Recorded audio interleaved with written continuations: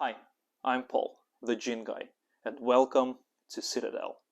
Well, it's not actually a real Citadel, but it's more of a gin-inspired one.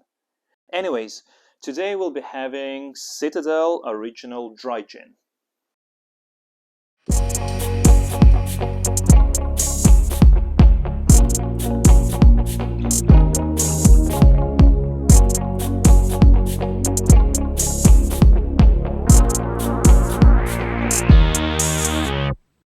You would think of France as a wine country, but French gins are actually gaining a lot of momentum nowadays. And Citadel, they consider themselves the pioneers of the French gin industry. And this original dry gin is where it all started back in 1996. The distillery is located in the southwest of France, in the 18th century Chateau de Bonbonnet. Chateau de Bonbonnet. Chateau de Bonbonnet. Chateau de Bonbonnet, where they grow most of the botanicals present in the gin. And by the way, this is the same place, that's the same chateau, where they produce a world-famous plantation rum. And speaking of the botanicals in the Citadelle Dry Gin, the list is quite extensive. In fact, there are 19 of them here. And apart from juniper, which is grown on site, there is iris, almonds, fennel, star anise, orange and lemon peel, cardamom, violet, grains of paradise, coriander, cuba pepper, cassia bark, licorice, savory, nutmeg, angelica root, cumin, and cinnamon. With this many botanicals in the gin, it's no surprise that they had to fine-tune and adjust a traditional distillation process. They call it progressive distillation, meaning that juniper is added first at the start of the distillation, and as they lower the alcohol volume, they add more gentle and more floral botanicals, and towards the end, you have a complete profile of the gin. At 44% ABV, or alcohol by volume, this bottle comes in a 700ml version, and the whole design reminds me of one of those middle-age defense towers, because of all those indentations and perforations, and it just kind of stands tall when you put it on the table. And the image of the tower is everywhere in the bottle, so on the front label and on top of the bottle cap. And also there is a cheeky CG label printed at the bottom of the bottle, which I assume means Citadelle Gin. Well, enough history, let's get to tasting. Neat, soda water, tonic water. Which one tastes better? We don't know, but let's find out. And we will start from tasting this gin neat. By the way, it just comes in a regular screw top. Let's free pour.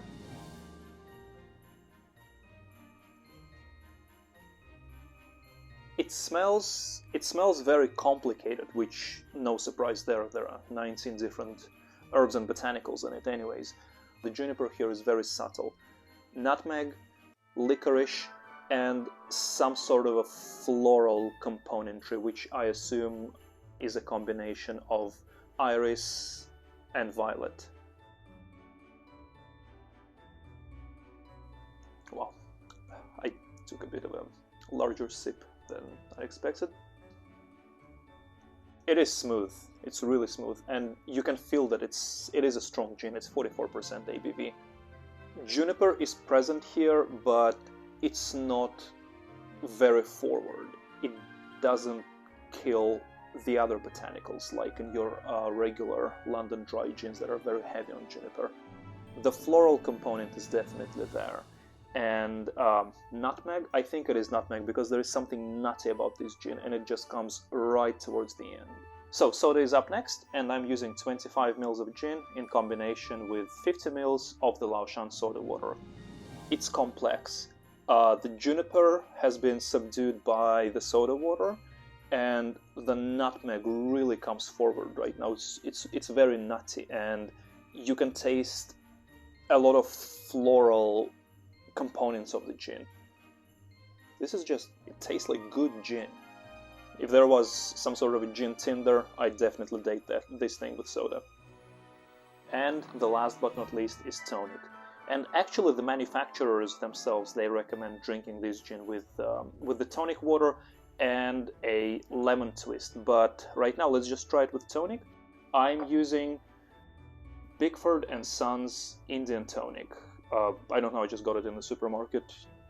Maybe it will make a difference, maybe not.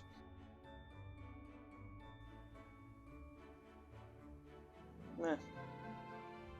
Tonic killed it off and kind of just flattened the whole profile. So the juniper is still there, but the floral components are gone.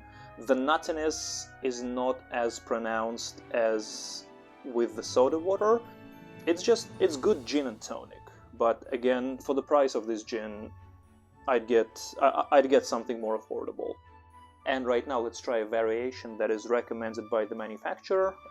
As you can see, we put a lemon twist in here, and let's see what it tastes like. Well, the smell is very lemony.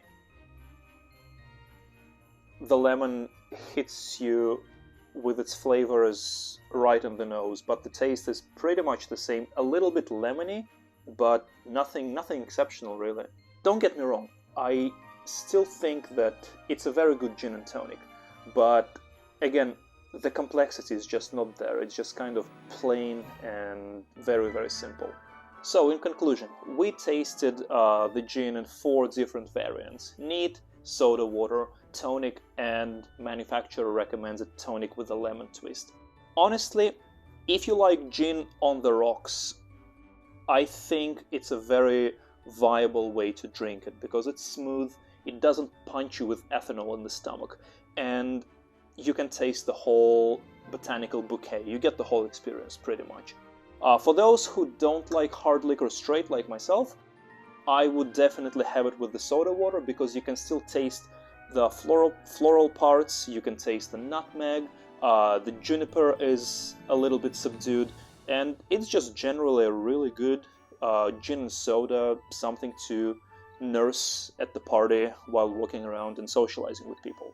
And with the tonic water, honestly, it doesn't really make much sense to me because for the price of this gin, you can get a couple of bottles of a cheaper gin and have a very similar experience. The lemon peel doesn't really help. Yes, it makes it a little bit more lemony, but the taste still stays the same. So, there you have it. This has been Citadelle Original Dry Gin. And please consider subscribing to our channel for more gin goodness. And see you in the next one. Goodbye! I like the gin, but I don't know, with the tonic. Tonic really disappointed me. I mean, you can get what, like 2 or 3 Bombays for the price of this one. Just have it with tonic, and I don't understand why they recommend this thing.